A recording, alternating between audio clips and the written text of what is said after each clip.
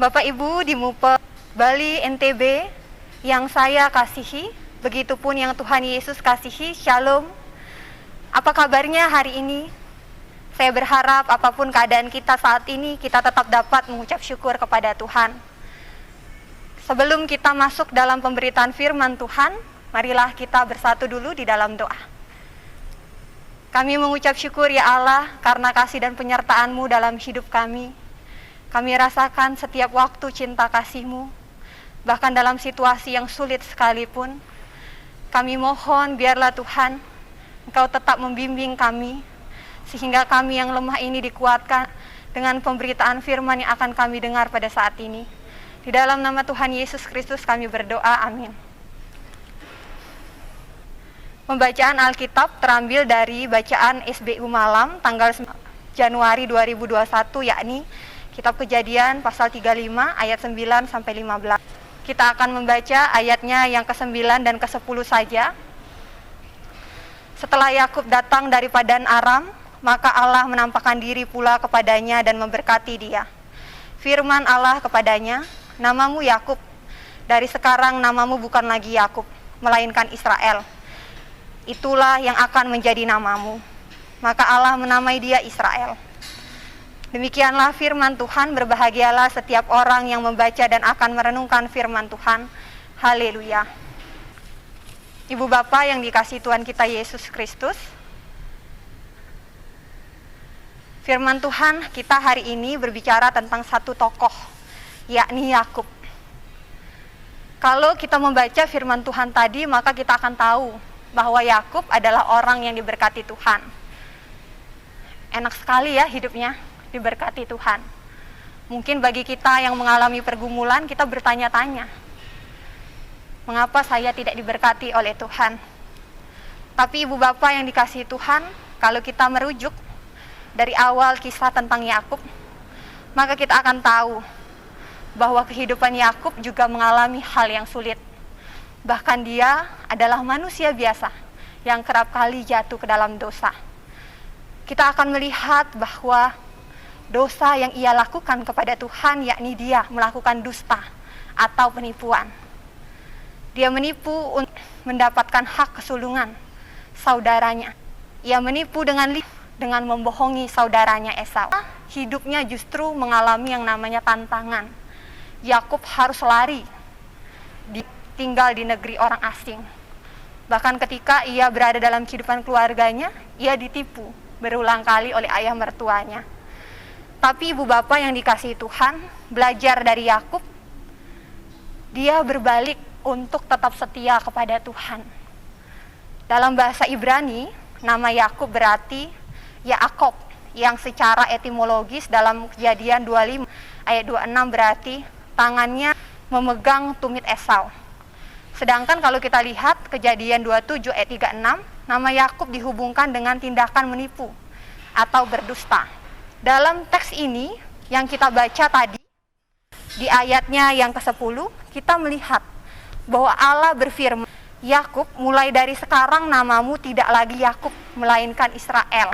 Israel di sini merujuk nama yang mengartikan bahwa Yakub sudah menang pergulatan melawan Allah dan manusia. Dalam hidup ini, ketika kita lihat, terkadang ada masalah, ada pergumulan yang kerap kali kita hadapi. Tetapi di sini yang jadi pertanyaannya, apakah kita mau mengarahkan hati kita kepada Tuhan? Firman Tuhan mengatakan bahwa Yakub hingga kakinya terplecok, dia bergumul dengan Tuhan. Sehingga ketika pergumulannya selesai dengan Tuhan dan manusia, dia bisa melanjutkan hidupnya dengan baik. Dan kini kita baca bahwa Yakub akhirnya hidup dalam berkat Tuhan. Bahkan dikatakan melalui keturunan Yakublah akan ada bangsa yang besar, yakni bangsa Israel. 12 anak Yakub yang akan menjadi cikal bakal suku Israel. Nah, Ibu Bapa yang dikasihi Tuhan, mungkin dalam kehidupan kita sekalian, kita juga mengalami hal yang sama. Kita mengalami pergumulan, kita hidup dalam dosa. Tapi pertanyaannya adalah, maukah kita seperti Yakub, Maukah kita bergumul dan berjuang bersama-sama dengan Tuhan, sehingga bukan kehendak kita yang terjadi dalam hidup ini, tetapi kehendak Tuhan. Nah, saya ingin mengangkat sebuah cerita yang terjadi di tahun 50-an. Ada seorang penyiar radio, pelawak, dan penulis lagu di Hollywood yang bernama Stuart Hablin. Dia dikenal peminum. Dia suka gonta-ganti wanita, suka pesta pora, dan lain-lain. Pada suatu hari, seorang pekhotbah muda mengadakan KKR, kebangunan rohani, di tenda. Nah, pada saat itu Hablin berpikir bahwa aku akan mengerjainya dengan mengajaknya ikut siaran di radio untuk mengolok-olok dia. Nah, sebelum Hablin akhirnya mengajak pengkhotbah itu, dia harus mengumpulkan informasi terlebih dahulu. Hablin menghadiri salah satu KKR yang diadakan pengkhotbah muda itu, dan pada awal acara ibadah itu sang pengkhotbah mengumumkan, di sini ada seorang pria yang hidupnya penuh kepalsuan. Perkataan itu terus menghantui sampai beberapa malam kemudian, sehingga pada akhirnya Hablin muncul di depan pintu kamar pengkhotbah itu. Dia minta agar pengkhotbah mendoakannya, tetapi pengkhotbah itu mengatakan, ini adalah urusan Anda dengan Tuhan, dan saya tidak ingin mencampurinya. Meskipun dia berkata demikian, pengkhotbah itu tetap menyuruh Hablin untuk masuk ke dalam rumah. Ketika Hablin sudah masuk di sana, ia berlutut dan berseru kepada Allah. Ia bergumul untuk setiap hal yang pernah ia lakukan dalam hidup ini. Dan ketika itu, pada akhirnya, hidup Hablin menjadi baru. Ia berhenti minum minuman keras, bahkan ia tidak main perempuan lagi.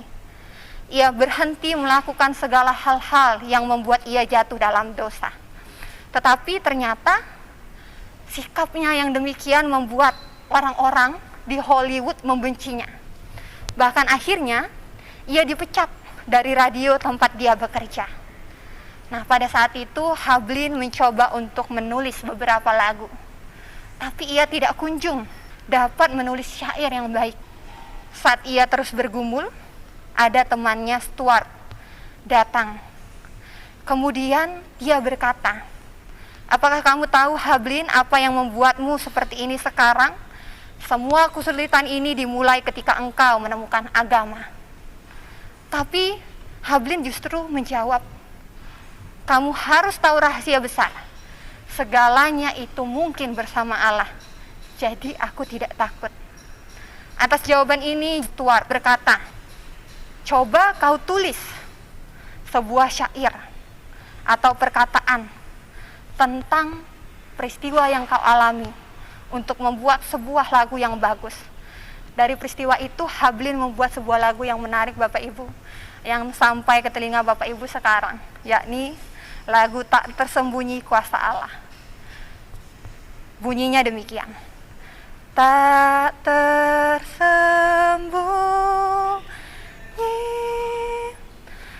kuasa Allah, yang lain ditolong, saya juga. Mungkin demikian penggalan liriknya. Mulai saat itu akhirnya hidup seorang yang tadinya tidak mengenal Tuhan, sekarang Hablin kini mengenal Tuhan. Bapak Ibu yang dikasihi Tuhan, terkadang pergumulan itu datang dalam kehidupan kita bukan untuk membuat kita tidak percaya kepada Tuhan. Justru ketika kita mengalami pergumulan, kita disadarkan bahwa kita ini terbatas. Kita tidak memiliki kekuatan untuk melampaui segala hal dalam hidup ini. Ada banyak hal yang tidak bisa kita kerjakan, tapi di dalamnya kita tahu bahwa tidak terselubung kuasa Tuhan. Dia mampu menolong saya juga. Begitu Bapak Ibu sekalian. Kiranya firman ini menguatkan Bapak Ibu sekalian dalam kehidupan saat ini. Tuhan Yesus memberkati. Saya Vikaris Jennifer Giovanni Koten mengucapkan terima kasih banyak. Tuhan Yesus memberkati.